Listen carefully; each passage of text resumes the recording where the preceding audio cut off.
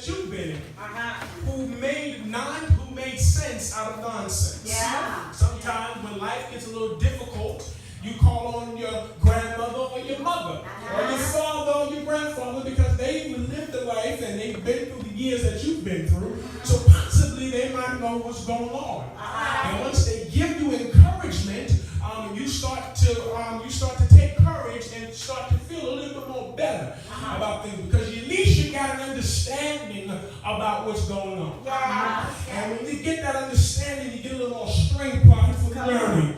You get a little more strength for the position that you have. It doesn't take a rocket scientist to understand that life is hard. That's right. That's right. It doesn't take a rocket scientist to understand that. Job 14:1 said that man born of a woman. For a few days, and those days shall be filled with trouble. Your days are already going to be filled with trouble. I don't care if you're the seed of Pope of the new Pope. I don't care if you his seed. I don't care if you're the seed of Bishop T.D. Jakes. Your days are already numbered. The journey, call on me, and I hope you. I turn to neighbor and say, neighbor, call on Jesus. Jesus. Turn to neighbor and say, neighbor, we have a hope. You better go ahead. We have a hope.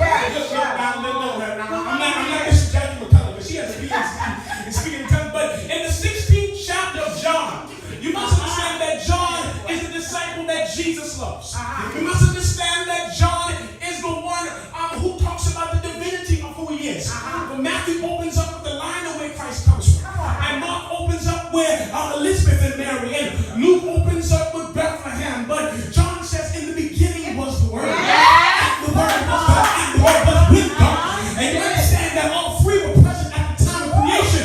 Genesis 1:1 says God created the heavens and the earth. Third verse says, and the Spirit of the Lord moved throughout the face of the deep. And then when you read John 1:1, it says, in the beginning was the Word, and the Word was God. Jump down to the 8th verse, and the Word dwelt among us, and we beheld the glory that the only begotten of the Father, full of grace and truth. All three were present at the time of creation. John writes his book within, I want to say, the first 125 AD, but let's forget about the logistics. Let's deal with what he's talking about in the 16th chapter. Whenever you're ordained, you get charged by your leader.